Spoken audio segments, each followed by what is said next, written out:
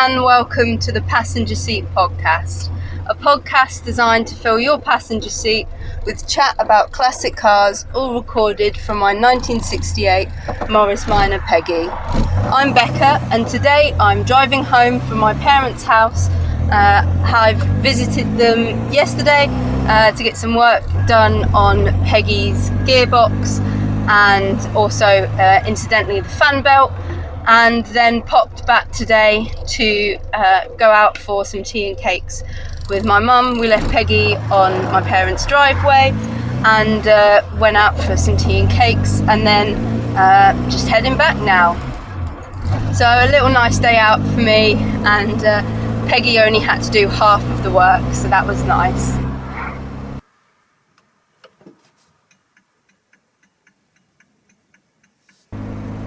My quirk of classic car ownership for you today is that often when we hear a slightly unusual noise coming from our car, we fear the worst. I don't know if you noticed, but Peggy was making some slightly unusual noises in the podcast recorded about the holiday, and I feared the worst. I thought it was gearbox noises, I thought it was clutch noises. Got some advice and was suggested that maybe we change the oil in the gearbox, or checked that there was oil in the gearbox, and so we did that. But also, whilst doing some other kind of routine checks, seeing as we had her all jacked up, we realised that actually the fan belt had kind of got a little bit loose, and it hadn't been something we thought of, given that she was so recently fitted with a fan belt, given the switch over to the alternator. But turned out that the sound may have just been that the entire time, and but she's certainly happier for a change of gearbox oil, even though her Ford Type 9 box claims to have oil for life. It certainly did not come out smelling for a car, and seems to be running not much different today, but the noise is definitely gone regardless of what that was, and we feared the worst. But then when I got back in her and tested that everything was okay, I heard another slightly different noise, and I again panicked, and it turned out that it was just the alternator doing its job, that it perhaps hadn't been doing quite so well because of the loose fan belt. So they do like to panic us, these classic cars, as well as make us smile and very happy.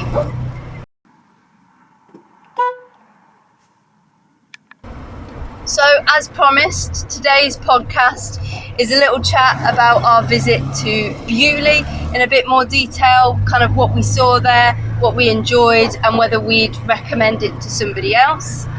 As I said in the previous podcast where I touched on it, it was somewhere that I'd been before with a group of classic cars. We'd filled kind of half of the car park with a group of singers and got some nice photos of us all in the car park, and gone for a little bit of a walk around the National Motor Museum there. But we decided to go back this time because Jamie, my partner, hadn't been, and I really wanted to take Peggy to say that she'd been there, to get some photos and things, and also just to see if anything had changed. And when we were looking kind of on the website, I'd realised that when I'd been previously, I hadn't seen things like the house or the abbey or the gardens in all that much detail. We'd primarily just done the motor museum and the Top Gear bit, so we figured it'd be a bit more of a day out than I remembered it being if we did all of those things.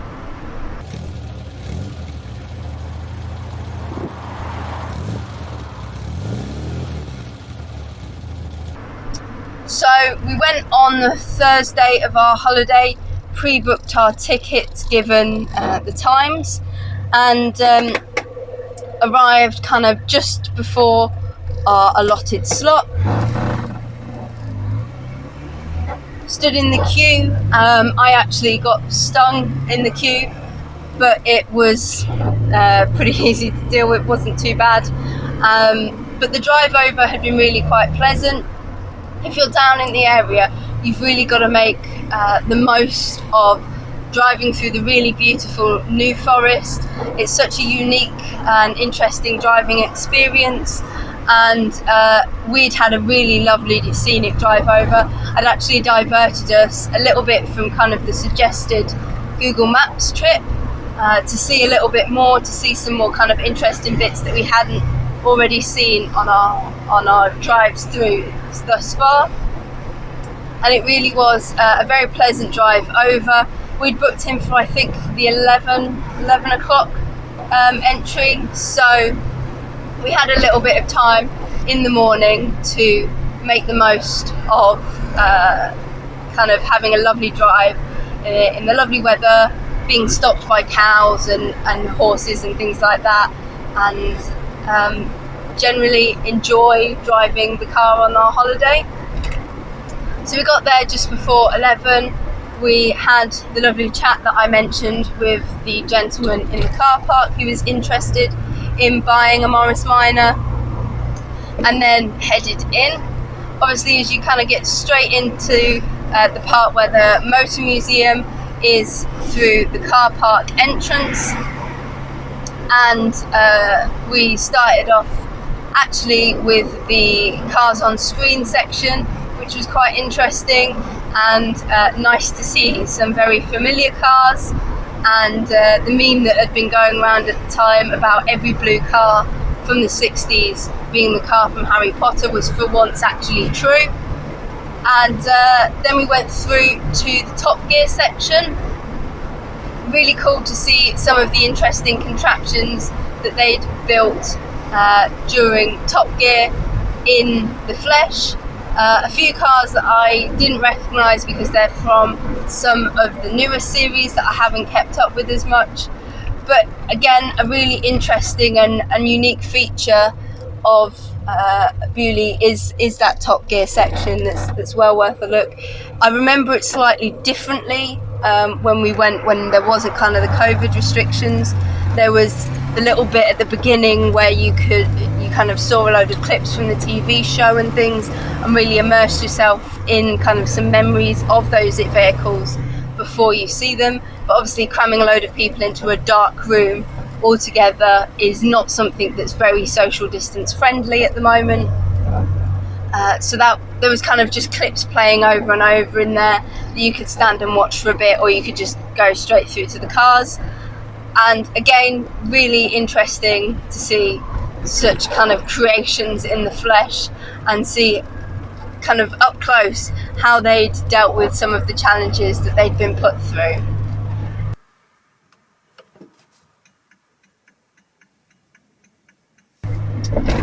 We then headed over to the motor museum. It's one big kind of building that had a one-way system put in place at the time, and the one-way system was quite well set up to make sure that you saw absolutely everything in the museum, and kind of led you round and through. It was really warm in there, and the kind of building itself doesn't lend itself to being particularly cool because of the big glass roof and things, but it is incredibly well lit and lovely to kind of see the details of the cars as a result of that. But it meant that if you kind of popped out to get some air, it could be quite difficult to get back in and back to where you were with the one-way system that was in place. But it is a really interesting museum. There's a lot of very early cars. My parents actually have some placemats with some very early kind of 1900s, 1920s cars. And I remember the first time we went there, we realised that most of those were photos of cars from the Beaulieu Museum taken on the Beaulieu estate. And it's nice to kind of see such early examples of those cars in such beautiful condition, those being the kind of cars that really got the family involved and interested in the cars and starting that motor museum. So really beautiful examples of those. And then you kind of led through to some, at least in the one-way system, to the motorcycles, quite a good example of those. Obviously we saw a lot more of those at the Sammy Miller Museum, but regardless, it was very interesting to see there that were well worth a good close look at. You can get quite close to a lot of the cars in Beaulieu in kind of comparison to Gaydon, though it's not nearly as detailed or as close as that. They are really behind barriers in the large majority of cases, but some really lovely cars that you can still get quite a good look at. You then head down past the one that only, well, actually there's a few of them, Chitty Chitty Bang Bang. I remember seeing that and getting photos there a few years ago now, and it's just such an iconic car to see, and to be able to see it as closely as you can there. It's not really massively barriered off, so you can see little details like the serpents and things that really make the car so intricate and unusual, and things that perhaps you didn't spot whilst watching the films. So good to see Chitty, and a really kind of one of the very beautiful examples of Chitty that's out there. Downstairs there's some really interesting exhibits about things like sat-navs and navigation in general, kind of predating sat-navs, using maps, and even kind of other techniques like tulip maps and things, which is quite an interesting little exhibit. There's another kind of little exhibit about brakes and tyres and things. So if you're really kind of interested in the nitty-gritty details of classic cars and cars evolving, there are some really fantastic little displays about those as well. Some further kind of cars all displayed down the bottom, including Jamie's favourite, a Jensen Interceptor in a beautiful red colour. But a lot of the cars down the bottom are also displayed in quite interesting kind of diorama scenes. They've got kind of a few fake streets and things like that a lot of the cars are placed on. And one of my favourites in those dioramas is actually a Morris Bullnose that had been kind of bashed up and hit in period, and had been kind of recovered from the museum but kept clean and tidy, but never kind of re-put back together. I'm not even sure from the kind of mangled mess that it was that it would be possible to put it back together. And it was part of a recovery scene. They had a kind of period pickup truck, and it was towing back to the in place little garage that they had on the diorama, with some kind of figures and things involved. It was really very interesting. I really love seeing that car. I've also got a kind of favourite piece of auto memorabilia there. I spotted it a few years ago when I went originally. It's a beautiful kind of bag, or picnic bag or something, that's got a load of logos that are not necessarily all kind of same mark or family of cars, as well as some kind of logos more generally to do with automobiles and driving. And it's a very beautiful kind of period example, and I'm just fascinated by it, and I would so love to own a very similar one, because it's got MGs and Morrises and all those kind of Leyland and BMC cars, but it's also got the cars that I grew up with on it, like the Singers. There's a big bit that's a Singer Gazelle, which is obviously a personal favourite car of mine. So really a very beautiful kind of thing that I love to kind of check that it was there and get an updated photo of it, and hopefully I can find some more information out about it. Know anything about it, I'd love to kind of know what sort of things I should be searching for online.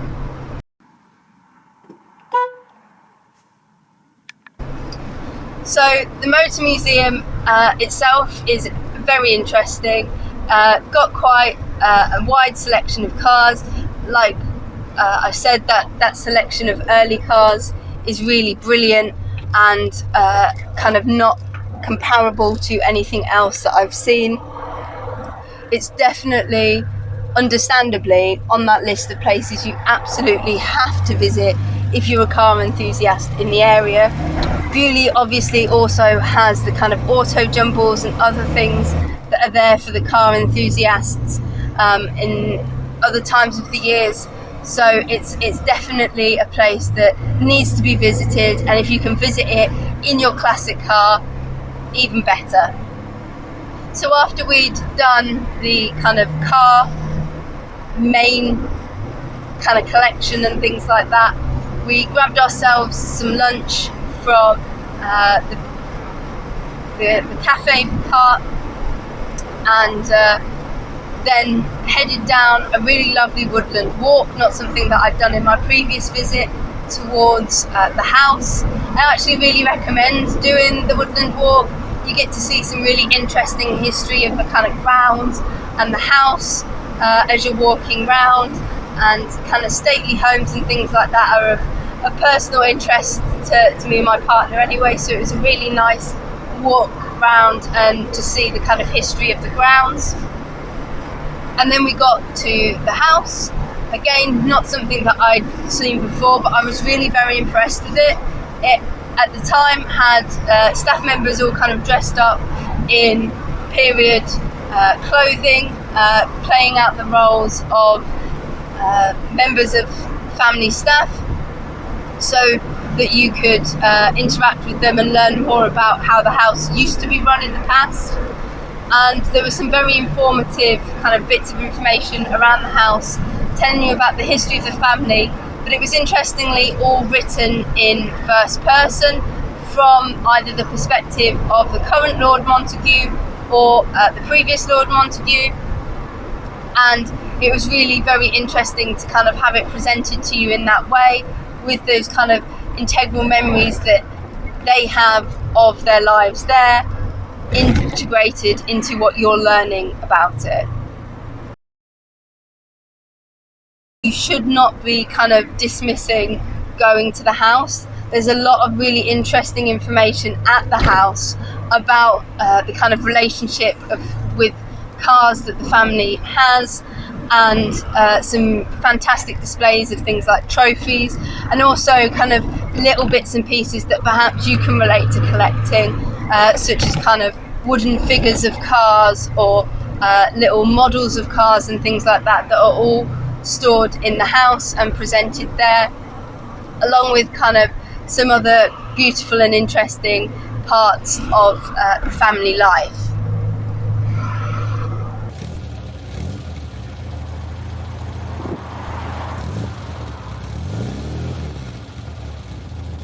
After that, we headed to the Secret Army exhibition, which was something I don't think was there the last time that I went, but was really very interesting. Just a little thing about Beaulieu's involvement in SOE operations, and a lovely kind of addition, something else that's really worth kind of having a looking at and seeing.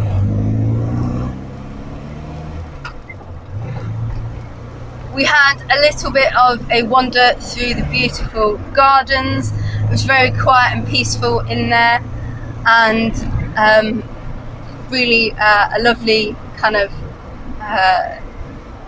walk and stretch of legs and getting a bit of fresh air and just taking in some really beautiful plants and things like that.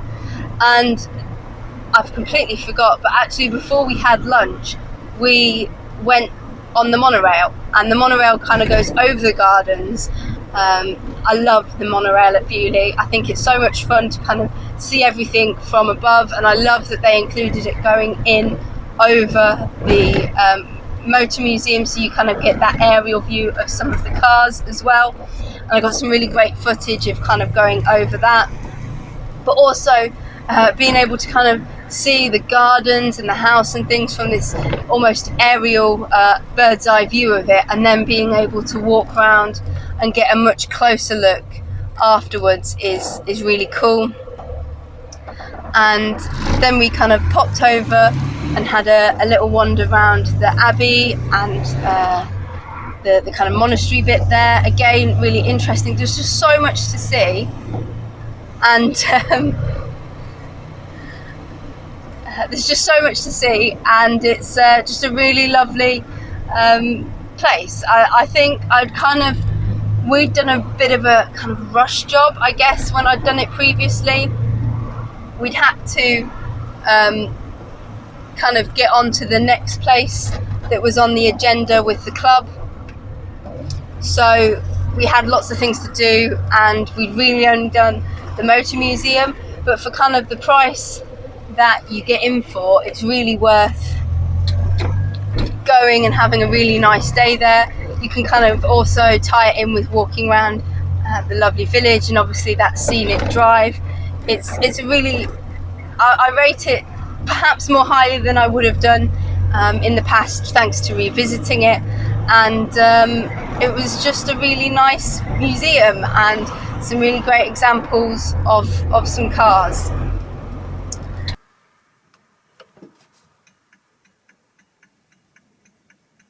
I'd love to hear about any of your experiences of Beaulieu and any happy kind of memories that you've got of visiting there. If you've enjoyed my experiences of Beaulieu, you should definitely check out Austin 7 Adventures on YouTube, as Liam and Beth have recently taken their Austin 7 to Beaulieu for the Austin 7 Rally, and they had quite a different experience being part of a car club that was exhibiting and having their rally on the grounds there. So another kind of angle of it there.